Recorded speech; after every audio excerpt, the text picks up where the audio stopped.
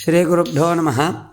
தர்மஸ்ரீஹி பால் குடிக்கிறது, தயிர் சாப்பிட்றது, இதுக்கு கால நியமத்தை சாஸ்திரம் சொல்கிறது. இந்த காலத்தில் தான் பால் குடிக்கலாம், இந்த காலத்தில் தான் தயிர் சாப்பிட்லாம் அப்படின்னு. அதாவது நான் நக்தம் ததிபுஞ்சீத, ராத்திரி தயிரை சாப்பிடாத அப்படின்னு சாஸ்திரம் சொல்கிறது. சூரியாஸ்தமனமான பிறகு தயிர் சாப்பிடாத.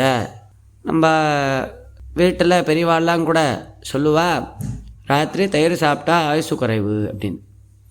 சாஸ்திரம் என்ன சொல்கிறதோ அதை தான் பெரியவாள்லாமல் சொல்கிறா. நான் நக்தம் ததிபுஞ்சீத அப்படின்னு. அதே மாதிரி திவாபயா ந புஞ்சீத, பகலில் பாலை குடிக்காதே அப்படிங்கிறது. பால் சாப்பிடாத பகலில்.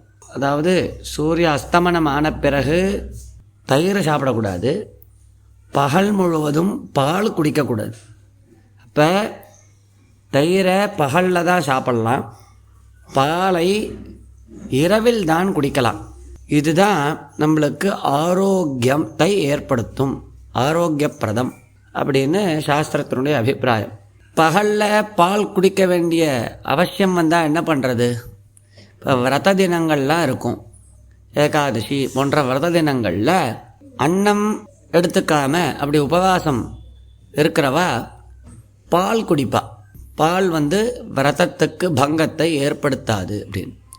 பொதுவாகவே பகலில் பால் குடிக்கிற பழக்கம் பல பேருக்கு இருக்கும். அப்போ என்ன பண்ணுறது? பகலில் பால் குடிக்கக்கூடாதுன்னு சாஸ்திரம் சொல்கிறது, என்ன பண்ணுறது? குடிக்காமல் இருக்க முடியலையே அப்படின்னா அதுக்கு ஒரு உபாயத்தை பெரியவாள்லாம் சம்பிரதாயத்தில் ஏற்படுத்தியிருக்கா.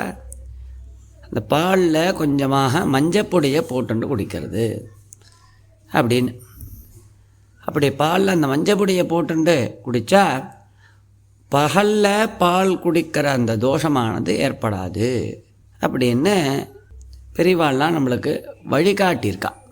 இதை நாம் கடைப்பிடிக்கலாம்.